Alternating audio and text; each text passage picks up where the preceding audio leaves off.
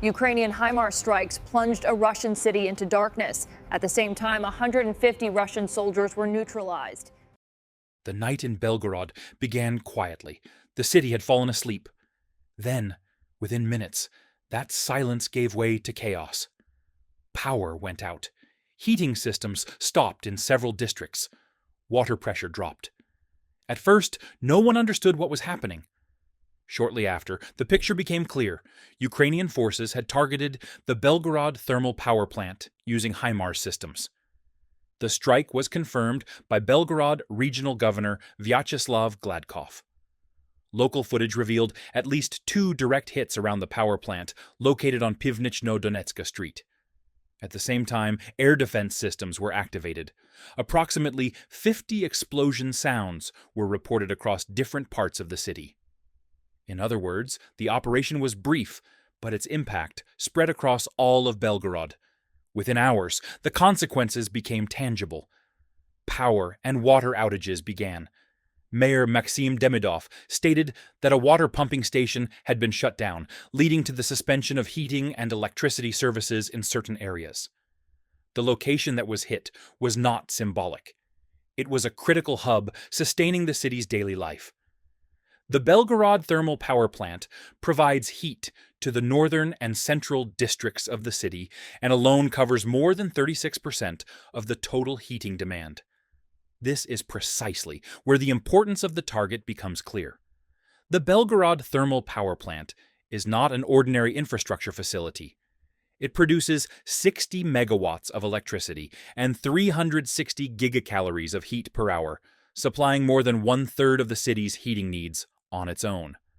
When this facility goes offline, it is not only the lights that go out. Heating disappears, the water system comes under strain, and the city loses its daily functionality. Moreover, this is not the first time. In September 2025, the same plant was struck before, leaving half of Belgorod without electricity. This was not a randomly chosen target. It was a location whose impact had already been tested, proven effective, and is now deliberately being used again. This tells us one thing clearly. The objective here is not to stop a unit on the battlefield, but to apply pressure on the city itself. Energy infrastructure is one of the silent weapons of modern warfare. When electricity and heating are cut, front lines on the map may remain unchanged, but the resilience of cities shifts rapidly. This pressure is felt far more intensely under winter conditions. And perhaps the clearest truth is this. In modern warfare, the decisive factor is sometimes not a tank, but whether a city can stay warm. A tank can disappear on the battlefield, but when heating is cut, everyone feels it. Daily life is disrupted, administrative pressure builds, public opinion becomes involved, and that pressure directly reaches decision-making mechanisms. At the moment the lights went out in Belgorod, the rhythm of the war did not change only inside the city. At the same time, a different rupture occurred in the north. While pressure was being applied through cities, a far riskier plan was put into motion along the borderline.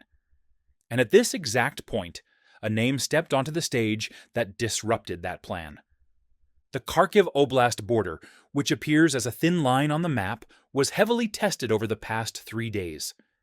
This was not a routine engagement. Repeated and persistent attempts were made from multiple directions. However, the expected result did not materialize. According to the Ukrainian State Border Guard Service, Russian assault elements suffered 150 personnel losses in just 3 days. 73 were taken out of action, and 77 were wounded. On paper, this is a number. On the ground, it means a plan that failed to move forward. These attempts were particularly concentrated around Vovchansk and Khlybok. At the same time, the increase in pressure along the Sumy Oblast line was no coincidence. The broader picture is clear. While pressure was being applied to cities in Belgorod, an opening was being sought across the border along the Kharkiv-Sumy axis. But these two moves did not succeed simultaneously. The response of the Heart Brigade on the ground was not a classic hold-the-line defense. Tube artillery, rocket artillery, attack drones, and small arms were used simultaneously. This was not a passive defense, waiting for impact. It was an active force that disrupted the opponent's rhythm. Attempts to cross the border were broken step by step. The exact locations of the clashes were not disclosed, indicating that the line was being pressured across a wide front rather than a narrow area. The critical point here is this: these attempts were not made once and abandoned. The same line was probed repeatedly from different directions. This points to an urgent need on the Russian side to find a gap along the border. However, the picture of the past 3 days is clear. No such gap was found, and the attempts came at a high cost.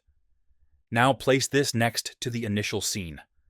Pressure on the city through infrastructure in Belgorod, and attempts to destabilize the balance through infiltration and probing along the Kharkiv border. In other words, the war was fought on two parallel tracks.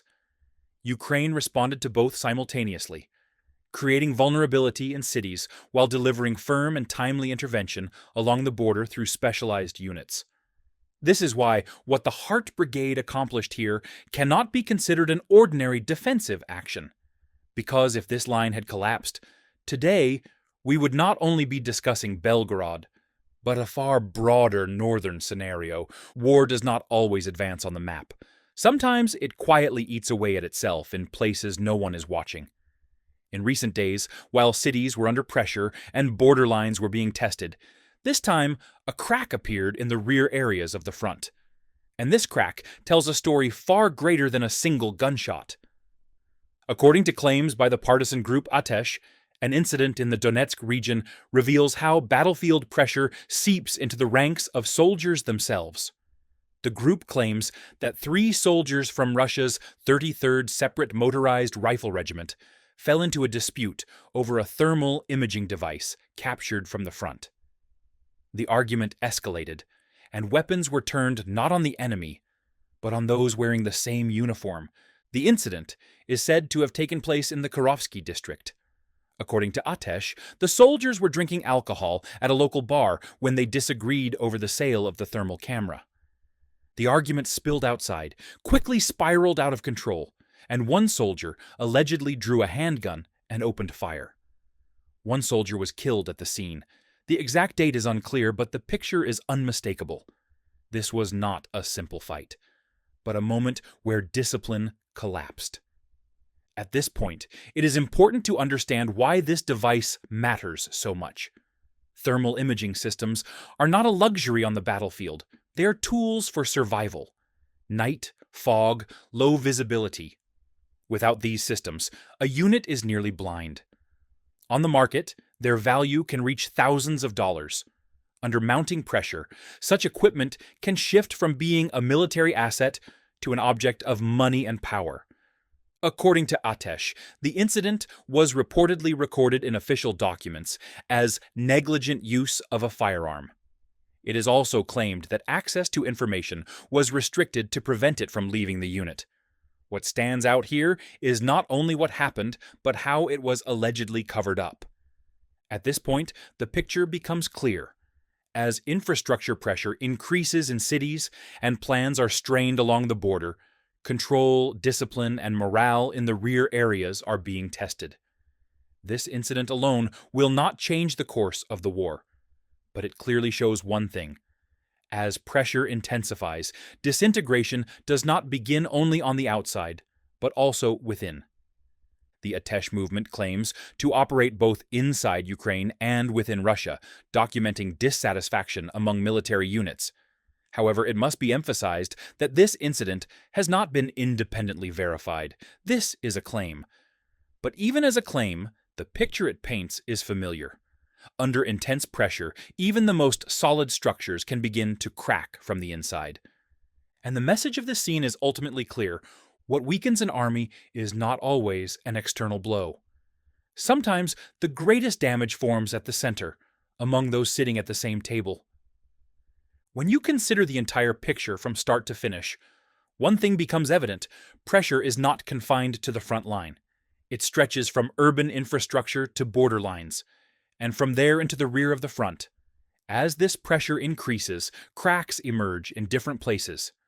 In some areas, electricity is cut. In others, borders are tested. Elsewhere, discipline begins to erode.